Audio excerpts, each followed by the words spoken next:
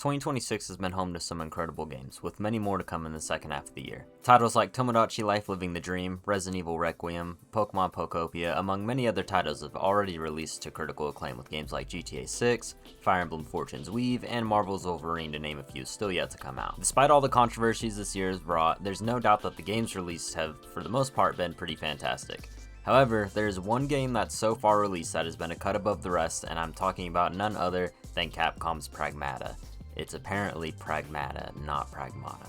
Crazy. This game has a unique situation above all the games I previously mentioned and a majority of the releases in general this year, in that this was an entirely new IP. No sequel or anything setting up its arrival prior, just a flat out new title from a company that has honestly been a frontrunner for MVP this year.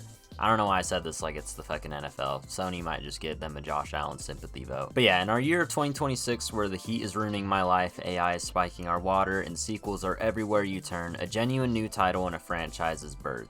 But I do also know that there's two crowds of this given that it's a new title. You're either in the camp of having played the game regardless of how you felt about it and want to know what made me enjoy it so much, or you're a potential buyer wanting to be sold on the concept, so I'm gonna aim to please both today. My pleasure and whatnot. Of course, since this game is still fairly new, when I mention spoilers, I'll be sure to highlight them when I do in the video to avoid ruining anyone's first go around. But first, before I do this, I would like to briefly touch on PRAGMATA's history and my thoughts prior to the game's release, as I honestly think the development history is just as interesting as the game itself. So let's go there first. PRAGMATA originally started out as a tester project in 2019 given to young staff by Capcom executive Jun Takeuchi, asking them to make a quote, game on the moon. One thing that I feel I should mention, as I'll be honest, I learned about it today while I was watching a video at the gym, was that Capcom had underwent a change in philosophy the past few years. Typically in Japanese video game development culture, they use what's known as the auteur theory. The auteur theory is the idea of a singular director being the primary author, so to say. This is implemented throughout the entire development process, using the director's sole vision and signature art style rather than a group of consensus of all these. Now, this isn't to say that directors and studios don't collaborate with their teams at all, that's most definitely not true, but the auteur theory is a very prevalent practice in a lot of works from Japan. A good example being Metroid Prime and its series director Kensuke Tanabe.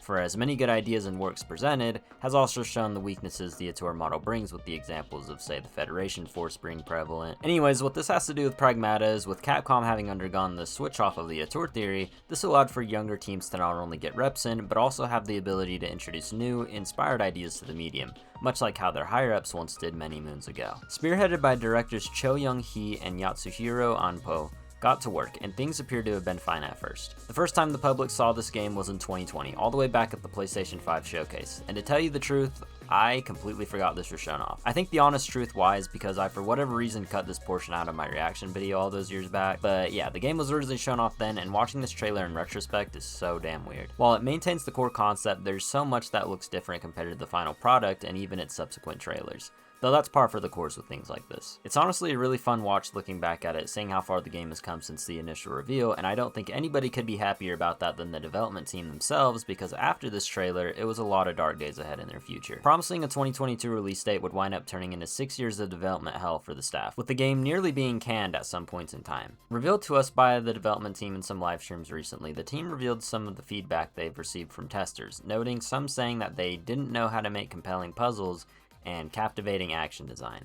Definitely some harsh words that personally would have made me quit, but the team of young bulls were different. Given this feedback, the team would introduce one of the game's core mechanics, its hacking system, which if you're unfamiliar with, we'll cover soon in due time, but of course this also led to more harsh feedback, with another developer wishing that they had their previous 2 months of their life back.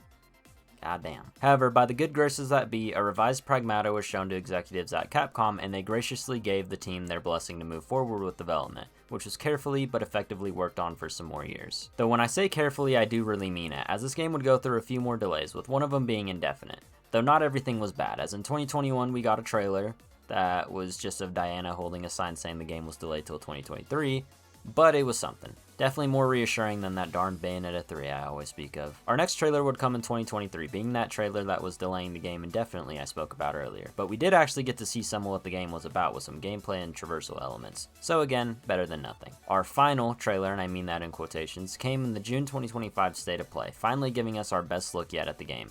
And this trailer is what sold me on the title the moment I saw it. Complete with the 2026 release date, before getting one last trailer at the 2025 Game Awards, actually giving us a release date April 24th, before getting another trailer saying that the game was pushed up a week to April 16th, God fucking damn. But no, this game was really looking promising, as it honestly was such a fresh breath of air compared to everything else out there currently. Also not a diss, by the way, I do partake in some gun and ball games from time to time. It showed our best look at the combat as well as the relationship with Hugh and Diana. Vibes were up for sure, even more so by the demo released in the winter. If anything, Pragmata is still proof that these things take time, especially if they're new. Delays suck, but a vast majority of the time they lead to good roads. As for me, I didn't get the game initially at its launch, as I was too deep into Tomodachi Life, as I'm sure you could imagine. But I did pick up the game around a month later, and oh man, what a time. A time now I'm finally going to be able to tell you all about. I did really want to share how the game came to be, as again, it absolutely makes me appreciate it more than I already did. There's a ton of interesting details about how the game came to be, ranging from its character concepts to the usage of Capcom's Reach for the Moon engine, fire fucking name by the way. These can all be found out there if you're curious, and maybe sometime in the future we can revisit this subject of development. But that was the general basis of things. Now onto the fun stuff. Pragmata itself. I'll talk about the game's plot, gameplay, environment, among other things, as well as give my thoughts on them before diving into the spoilers and my final thoughts. So without further ado, here's my review, I guess, of Pragmata. Pragmata follows two main characters, Hugh Williams, a Delphi Corporation engineer, and DI-03367, or in short, Diana, a childlike robot known as a Pragmata naturally. The game opens with Hugh and his team exploring between Earth and the Cradle, trying to figure out why communications have shut down between the two. Not long into the exploration, the Cradle gets hit with a moonquake, which kills all of its team with the exception of himself, of course. In addition to the Cradle's AI administrator, Edis, going haywire. He gets waken up by Diana, but not long after getting attacked by one of the Edis robots. This is where we learn of Diana's capabilities, being able to hack into the systems of the robots and technology for our game. With this duo established, the two team together to reach the comms towers to reset Edis, while also in the process saving Diana's so-called sister, I guess, 8. Who was able to contact them early on in an attempt to be saved. Now it's all safe for the story that's spoiler free, though later in the video I'll come back around to it. As for the story, I love it, but not for what I mentioned. It's a fairly simple story on the surface. You and the girl team up to fix this program and save someone, neat shit. But where the game's story shines is in its writing and dialogue of Hugh and Diana. Fortunately, this isn't really optional, so that allows itself to integrate into the story of the game so well. Being that you're pretty much isolated except for this one person, you grow with one another, getting to learn so many things about them, like Hugh's life prior to the Cradle, or giving Diana information about things on the real world and seeing her grow into a real person over time. It's done so incredibly well that by the end of the game, your attachment to both Hugh and Diana is deeply rooted in your experience. It shows itself in all aspects of the game, not just story cutscenes. It's shown in the collectibles called REM that you give Diana, or even little things like when they're traversing through the various sectors. There's so much good in there that even the very few dialogues that do repeat, mainly in talking to Diana in the shelter, are enjoyable to listen to again. And I really do mean very few dialogues repeated, as you're always bound to get something new each time, especially as you progress through the story. They'll always give you a nice recap of what you did or what the story beat you're on, which is pretty nice. I think arguably the best part of their dynamic though is that Hugh never belittles her or treats her like some dumb kid. He sees her as a real human being and treats her as if she were his own kid. That little girl, big man dynamic is a pretty good trope. We saw it done great in Donkey Kong Bonanza just this past year, but there's something about Pragmata's dynamic with Hugh and Diana that just takes the concept to the next level. But yeah, the story is fantastic, thanks largely in part to the amazing dialogue of Hugh and Diana. However, what's a good story without its gameplay? And fortunately, Pragmata has you covered as well. From watching the trailers, I was always invested in the hacking, as I hadn't quite seen anything like that before, and coming out of it, it was one of the game's defining features. When I was trying to think of a comparison, I had initially thought of Dispatch, but if I'm being honest, that's purely fucking LARPing. I've literally never played the game. Essentially, there's two portions of combat. There's Hugh's shooting, which is done in third person, and then Diana's hacking, which opens up the enemy bot to taking more damage. In order to complete the hack, you have to navigate around a board filled with gray or sometimes red obstacles that will block your way. Yellow nodes, which can give your attack a boost, such as, say, stunning enemies, overheating them, etc. And then finally the green node, which is your end goal each hack and completes the action. Upon a successful hack, you'll visually see the robot's design open up, which can also present a weak point, be it their head or a section of their backs, whatever the design calls for. Since the hacking does have a timer on it, you're almost acting as if it's a quick time event to complete the hack while avoiding getting hit before the enemy prevents you from finishing it. You can also dodge enemy attacks naturally, which will continue your flow of the hack and add more excitement to your combat. Where the combat really gets spice is within your abilities, both weapons and hacking nodes. As for weapons, you'll unlock them throughout your journey, mostly encountering them before a boss as a way to familiarize yourself with them, and these can be split into 4 categories: Hugh's main shooting weapon, attack, tactical, and defense. You're allowed to have one of each equipped, though there is an upgrade later on to carry 2 of each. My personal favorite lineup was Hugh's standard pistol, the proton laser, stasis net, and decoy generator, but feel free to mix and match any combo that you'd like. You'll have plenty of time with all of them. The special weapons, I'll call them, do run out eventually, with the exception of Hugh's primary weapon, which will just have to recharge ammo, but the game is incredibly forgiving with its weapon drops, including allowing you to equip them each time before you enter the shelter. But the game also has the hacking nodes as well as upgrades. These upgrades can do various things like increase your suit's boost capability or increase the amount of hacking nodes Diana can store, while the actual hacking nodes can do all sorts of things like increase damage done from certain distances or increase health. Again, there's plenty to choose from, many of which I didn't even unlock, so there's always tons of free room to experiment.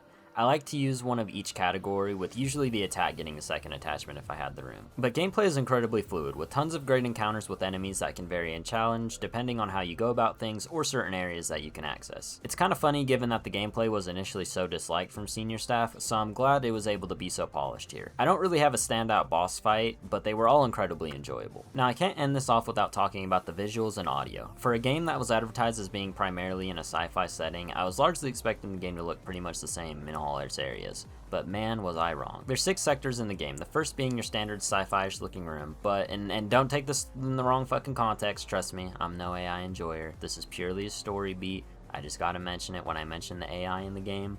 I'm talking about the fucking story concept. It has nothing to do with generative AI, that shit don't exist. But thanks to the game's idea of having an AI be what the area is built off of, the very next sector is a New York-like replica city, with the following area being this beautiful garden. The game has fairly good range for being something placed in kind of a limited setting, but it nails it with its presentation. The game never looked scuffed, regardless of it being played on PS5, PC, or Switch 2.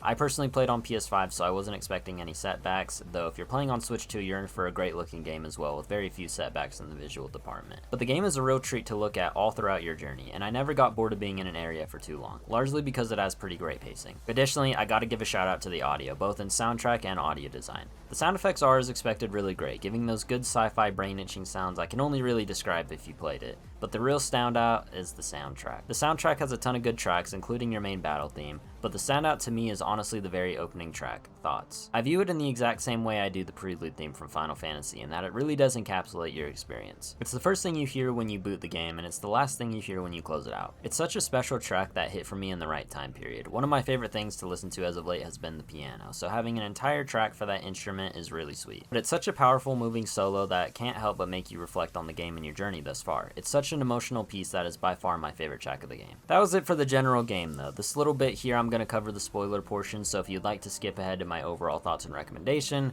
click to the timestamp on the screen. But with that, I'm going to go into the spoilers now.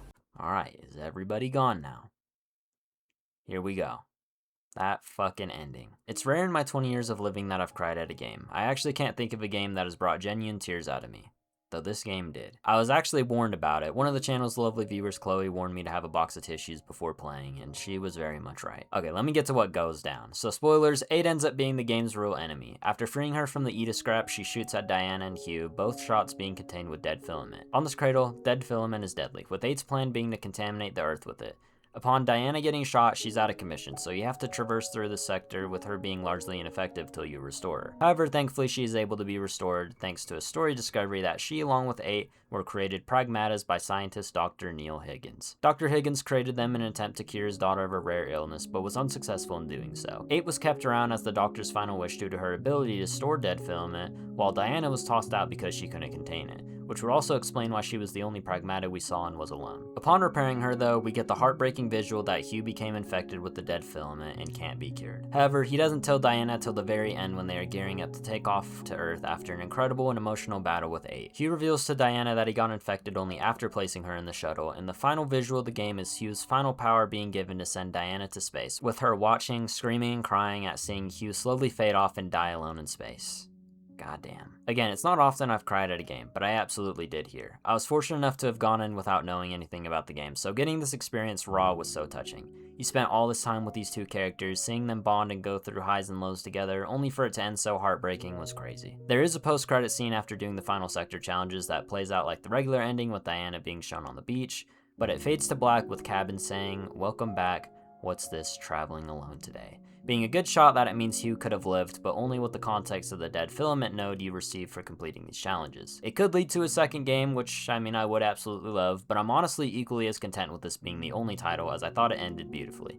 Tragic, but beautiful. But that was my review and explanation of Pragmata. To give my overall thoughts, I adored my time with this game. It wasn't a particularly long game, but I think that's only a strength. It never once overstayed its welcome at any point, and gave me and many others one of the best stories and gaming experiences of the year. In a year as jam-packed as this one, Pragmata is a title that stands out head and shoulders above the rest for its ability to give a unique, addictive gameplay experience, beautiful visuals and sound, and best of all, an emotionally driven story between a man in a robot suit and a robot girl. If I had to rate this game, I'm genuinely torn between a 9 and a 10.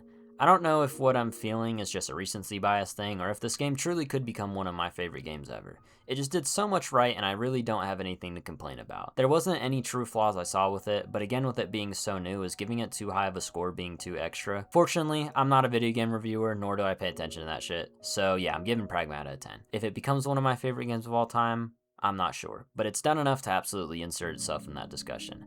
What it did 100% was resonate with me, and I think that holds significantly more value than most anything else with the game. I truly believe this is Capcom's best work they've ever produced, and I cannot recommend this game anymore.